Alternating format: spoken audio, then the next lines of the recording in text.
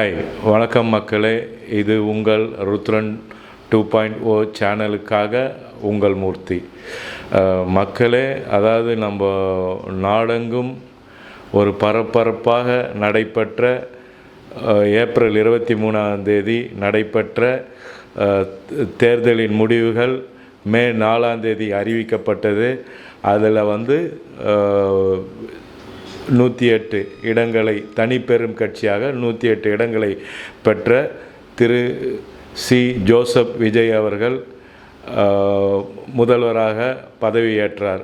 எப்படி அவர் பதவியேற்றார்னா, அவர் தனிப்பெரும் கட்சியாக பெற்றது 108, மெஜாரிட்டிக்கு 118 தேவை. அதில் உடனடியாக காங்கிரஸ் தன்னுடைய ஆதரவு நிலைப்பாட்டை எடுத்தது. ஸோ 108 5 113. அதுக்கப்புறம் ஒரு திக் நிமிடங்களாகவே ஒரு 4 நாள் இழுத்தடிக்கப்பட்டது. கவர்னர் அர்லோர்கர் அவர்களால் இழுத்தடிக்கப்பட்டது. இன்று போய் நாளை வா என்ற கதையாக ஓடிக்கொண்டிருந்தது.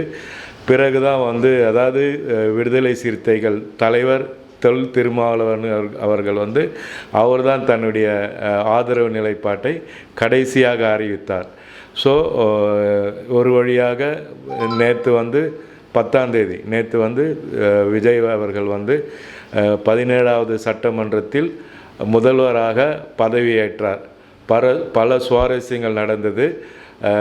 ஸோ எனிஹவ், நாங்கள் ருத்ரன் 2.0 சேனல் சார்பாக புதிதாக பதவியேற்ற சி. ஜோசப் விஜய் அவர்களுக்கும் மற்றும் முன்னாள் முதல்வர் திரு எடப்பாடி பழனிசாமி அவர்கள் நாளை 12 அவருக்கு பிறந்த நாள் வருது.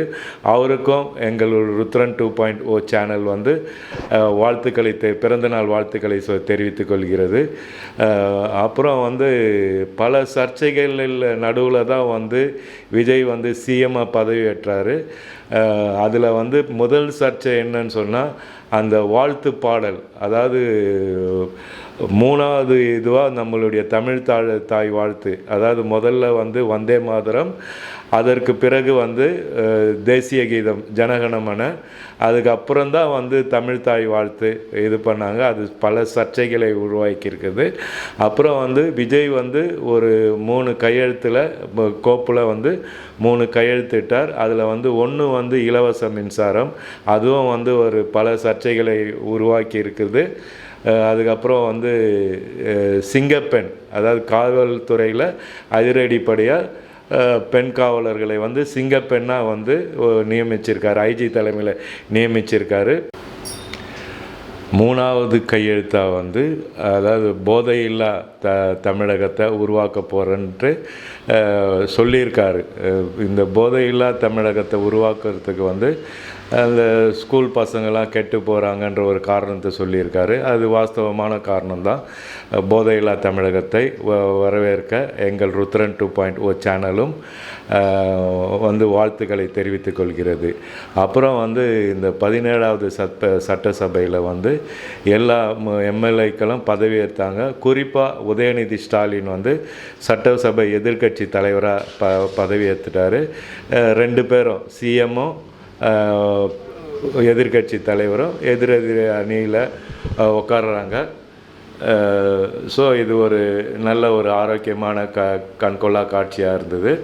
அதுக்கப்புறம் பார்த்திங்கன்னா, ஏடிஎம்கேயில் ஒரு 30 பேர் கொண்ட அணி, அவங்க மொத்தம் 47 பேர், 30 பேர் கொண்ட ஒரு அணி சிவி சண்முகம் தலைமையிலையும், ஒரு 17 பேர் கொண்ட அணி எடப்பாடி பழனிசாமி தலைமையிலையும் வராங்க.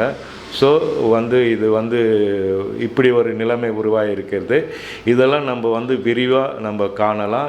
என்னென்ன நடக்க போகுது, அதாவது ஒரு திக் நிமிடங்களில் தான் இந்த விஜய் சிஎம் பதவியேற்றார். அதுக்கு 108 தனிப்பெரும் கட்சி அவர்கிட்டயே இருந்தது. 5 காங்கிரஸ் எம்எல்ஏக்களுடைய ஆதரவோட, அதுக்கப்புறம் 2 விசிகா, 2 சிபிஐ, 2 சிபிஎம், அப்புறம் இந்தியன் முஸ்லீம் லீக், இவங்க 2 பேர்த்த சேர்த்து ஒரு 120 பெரும்பான்மையோடு ஆட்சி அமைச்சாங்க. அதுலேயும் சட்டசபையிலையும் நிறைய ஒரு சுவாரஸ்யங்கள்லாம் நடந்தது. இதெல்லாம் இனி வரும் காணொலியில் காமிக்கலாம். இதில் ஒரு ஆரோக்கியமான அரசாக இது ஆரோக்கியமான அரசியலாக வந்து சிஎம் விஜய் அவர்கள் வந்து இன்றைக்கி அதாவது முன்னாள் முதல்வர் ஸ்டாலின் அவர்களையும் துணை எதிர்க்கட்சி தலைவர் உதயநிதி ஸ்டாலின் அவர்களும் ஆழ்வார்பட்ட வீட்டுக்கே போய் சந்தித்தார். அதுக்கப்புறம் இவர் வைகோ அவர்களையும் அன்புமணி ராமதாஸையும் சீமான் அவர்களையும் சந்தித்தார். ஸோ இனி இந்த அரசியல் களம் எப்படி இருக்கும் என்பதை உங்களுக்கு சுவாரஸ்யமாக சொல்லும் வரை உங்களிடமிருந்து விடைபெறுவது அன்புடன் உங்கள் மூர்த்தி.